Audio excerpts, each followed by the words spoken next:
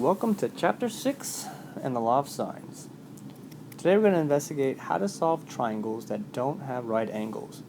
Previously we used sine, cosine, and tangent, but those only work for 90-degree triangles. What happens when it's not? Let's take a look. So here we have a triangle that's been labeled, and notice that we do not have a 90-degree angle.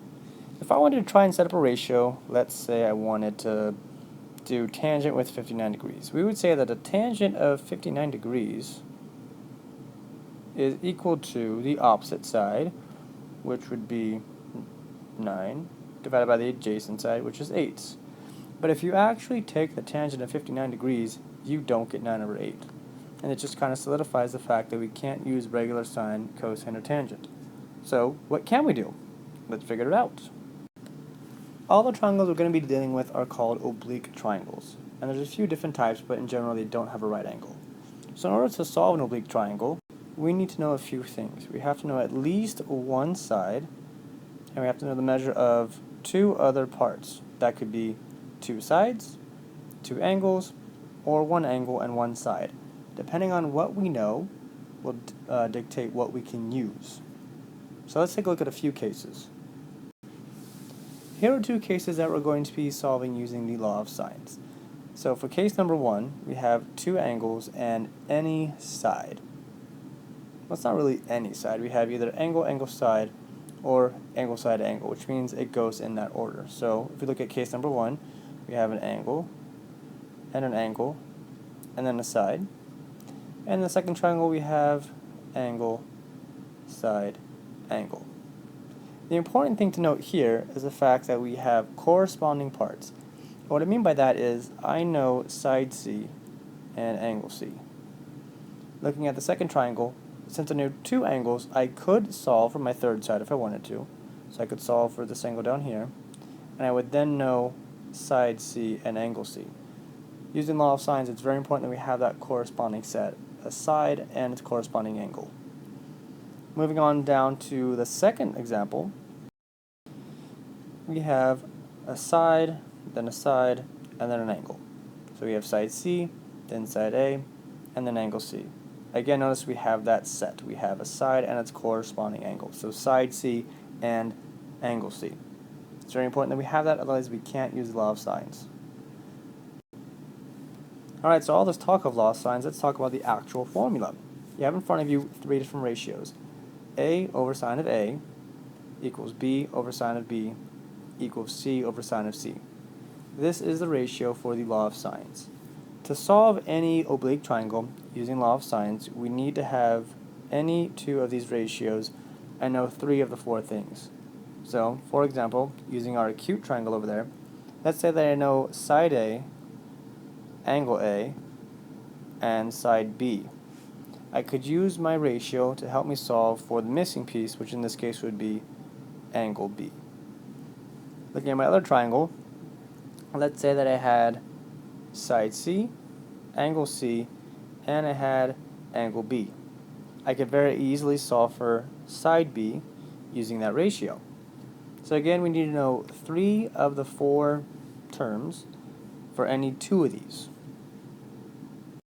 Alright, so here's our chance to go ahead and apply this. We have an oblique triangle here with angle, side, angle, and we're going to apply the law of sines to help us solve this. Alright, so step 1 would be to solve for angle A. Since I know angle B and angle C, I can subtract those from 180, so 180 minus 70, to get 110 degrees, which is angle A. I now have a set, so I have angle A and have side A. I can use either angle B or angle C to help me solve for one of the missing sides. So let's say I want to solve for side B first. I'm going to have A over the sine of A is equal to side B over the sine of B. And now I'm going to plug in what I have. So 4.5 divided by the sine of 110 is going to equal B, because I don't know what that is, divided by the sine of 60. Alright, so my next step is to multiply both sides by the sine of 60, giving me 4.5 times the sine of 60 divided by the sine of 110 equals b. And when I put that into the calculator, I get approximately 4.15 for b. Okay, now we're going to solve for c. Since it's not a right triangle, I can't use the Pythagorean theorem, but I can use my law of sines. Alright, so let's go and set up a ratio. We have a over the sine of a is equal to c over the sine of angle c. And if you plug in what I have, we have 4.5 over the sine of 110 is equal to c over the sine of 10. And multiplying both sides by the sine of 10 gives me 4.5 times the sine of 10 divided by the sine of 110, and that is approximately 0.83. So using my law of sines, I was able to find side B and side C. Okay, so here's another example where I have a corresponding set, side A and angle A. I also know side B, but that's it. So automatically I'm forced to try and solve for angle B. Let's go ahead and do that. To set up my ratio, I have sine of A over A is equal to sine of B over B.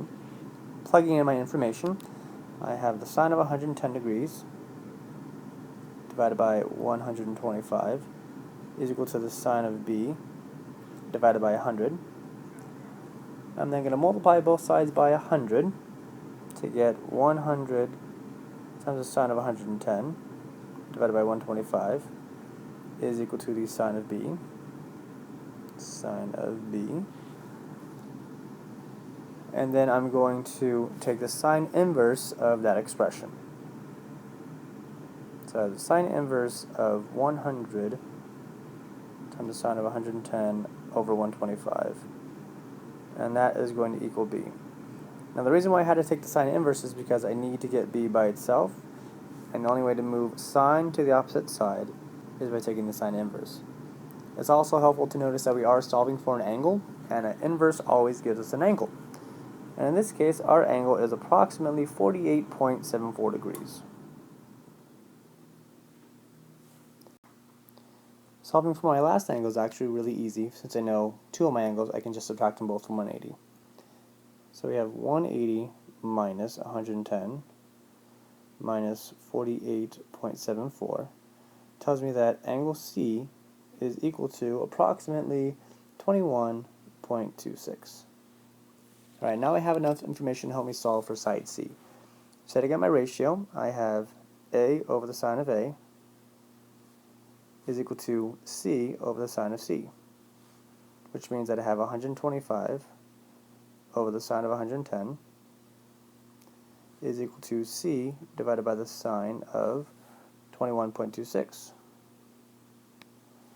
And then for my final answer, or to get my final answer, multiply both sides by the sine of 21.26,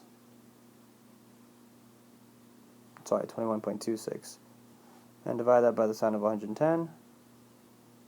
And I'm running out of room, so I'm just going to kind of write my answer up here. We get for our C value 48.23. Alright, and then we have two complete examples of using the law of sines. For this example, we're going to go ahead and use the law of sines to solve the triangle with an angle A is 76 degrees, side A is 18, and side B is 20. You can see we've labeled our triangle to have the appropriate information, and with what we have set up, we can go ahead and try and solve for angle B. So using law of sines, we have A over sine of A is equal to B over sine of B, which means we have 18 over sine of 76 is equal to 20 over sine of B. And when I solve this expression for sine of B, I get that sine of B is approximately 1.078. But if you try and take the sine inverse to solve for your angle, you get an error message. And the reason is there is no angle where this exists, because the largest the sine can be is positive 1. And notice that this is definitely bigger than 1. Even though it's only slightly bigger, it's still bigger. So what this tells me is there is no angle that has a sine of 1.07, which means that we actually have no triangle satisfying these conditions. So within your work, if you're trying to do a problem and you end up getting an error message and you know your ratios were correct, then what that might mean is that you don't actually have a triangle. This leads us to the ambiguous case. So consider a triangle where you have A, B, and an angle, and we have a couple things. Either A is acute, and we have A is less than the height. If that happens, like with our last example, then we actually don't have a triangle. If angle A is acute and A and the height are the same, then that actually means you have a right triangle, and there is one possible answer for that triangle. If A is acute and we have A is greater than B, then we are also only going to have one possible triangle. If, on the other hand, A is acute and A is less than B, then it is possible that we can have two different triangles that have the same starting information. So what this means is as you're going through and solving it, depending on how you solve it, you could get one answer. If you solve it a different way, you might get a different answer because there are two possible triangles. If A is obtuse and side A is less than side B, then there's definitely not a triangle. And if A is obtuse, but A is greater than B, then we have one triangle.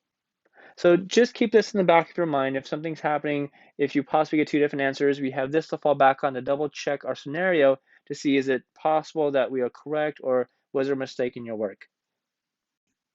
Now we're going to go ahead and try and find the missing sides and angles.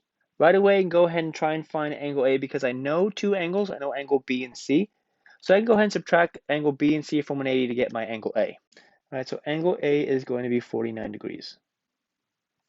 If I want to go ahead and try and find a side, because I know all three of my angles, I can find any missing side. Let's go ahead and try and solve for side A. So I'm going to have A over the sine of A, and that's going to equal to side B over the sine of B. If I finish solving for A, then I get A is equal to 27.4 times the sine of 49 divided by the sine of 28.7. And I get for my final answer approximately 44.04. So we're going to say 44.0 to be consistent here. If I instead want to solve for side C, then I would have C over the sine of 102.3 is equal to 27.4 divided by the sine of 28.7. I'm going to again use my information for B because that is given to me, not calculated, so there shouldn't be any room for error there. When I finish getting C by itself, we're going to get that C is equal to 27.4 times the sine of 102.3 divided by the sine of 28.7. And we end up getting for our final answer, and we end up getting 55.7. Oops, 55.7. One thing we can do, just kind of double check to make sure our answers kind of make sense. Since C is my largest angle, side C should be my largest side, and 55.7 is definitely the largest. Since B is my smallest angle, 27.4 should be the smallest side, and it is. And then one thing to note, my triangle here is definitely not drawn to scale. It's just there's a placeholder for me to place values to make sure I have my ratio set up correctly. We're going to go ahead and solve for the missing sides and angles in this triangle as well. Since we only have angle A, we're forced to go ahead and try and solve for angle B. So I'm going to go ahead and set that up. We have the sine of B over 5 is equal to the sine of 36 over 8. If I want to solve for B, then I would say that the sine of B is equal to 5 times the sine of 36 over 8. And then I'm going to take the sine inverse of that. So B is equal to the sine inverse of 0.367 approximately. And if we do the sine inverse of that, then we get approximately for our answer 21.55. All right, so I solve for for angle B. I can go ahead and solve for angle C now if I subtract angle A and B from 180. And we get that angle C is 122.45. Again, my triangle is not drawn to scale, it's just there as a placeholder for all of my angles. Okay, so I have angle B, we have angle C. We can go ahead and try and solve for side C now. All right, so we have C over sine of 122.45 is equal to 8 over the sine of 36. And if I solve for c, then I get c is equal to 8 times the sine of 122.45 divided by the sine of 36. And then we simplify that, I get that c is approximately 11.5. And we can go ahead and verify a few things again to make sure our answers make sense. So we do have that c is the largest angle, which means it's also be the largest side. And then b is our smallest angle, so it should be the smallest side, which means a is in between. And everything checks out. All right, let's have some fun with it now. So, you are stranded in a desert, and you notice two mirages 27 feet apart. The angle from the first mirage to you is 28 degrees, and the angle from the second mirage to you is 102 degrees. How far away from you is each mirage? All right, we should start off by saying that my triangle is definitely not drawn to scale, since I have one angle that's 102 degrees, and I have no obtuse angle in my triangle, but we're going to make it work.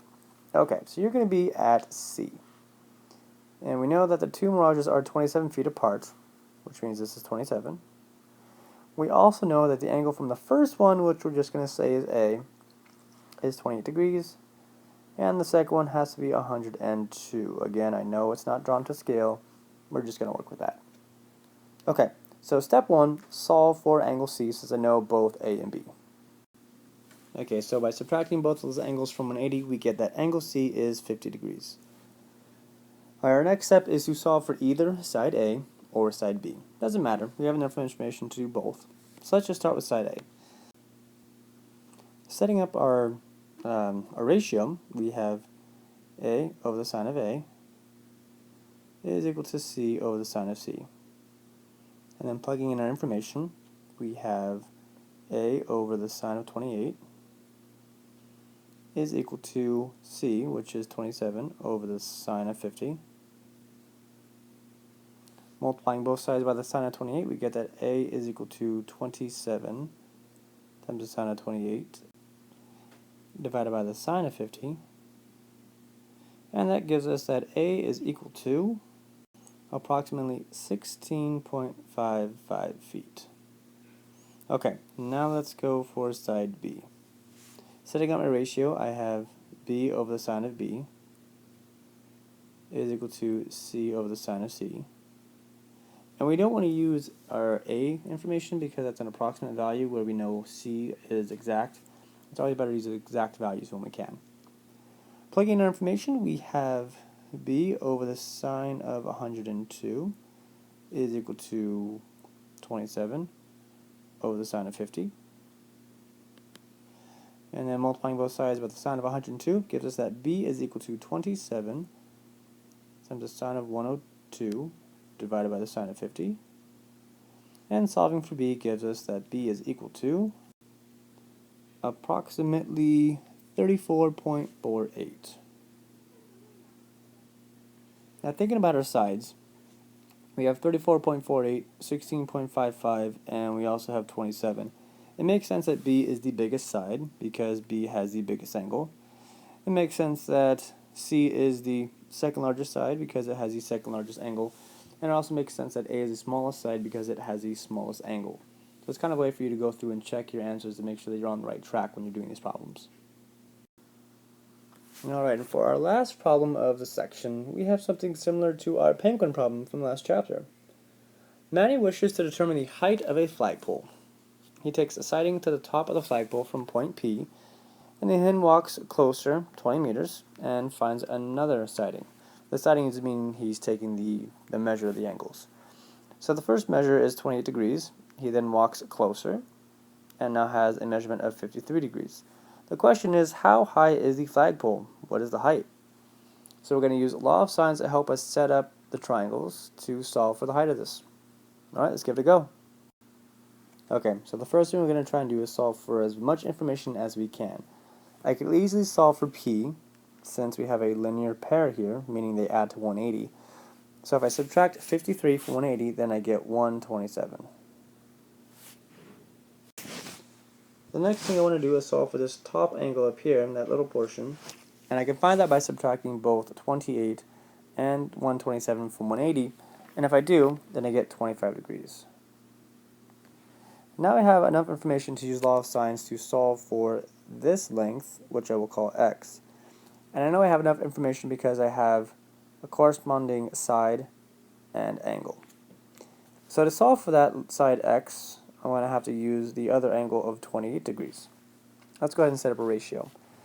We're going to say that x over the sine of 28 is equal to 20 divided by the sine of 25. I'll multiply both sides by the sine of 28, which tells me x is equal to 20 times the sine of 28 divided by the sine of 25. Solving this tells me that x is approximately 22.22.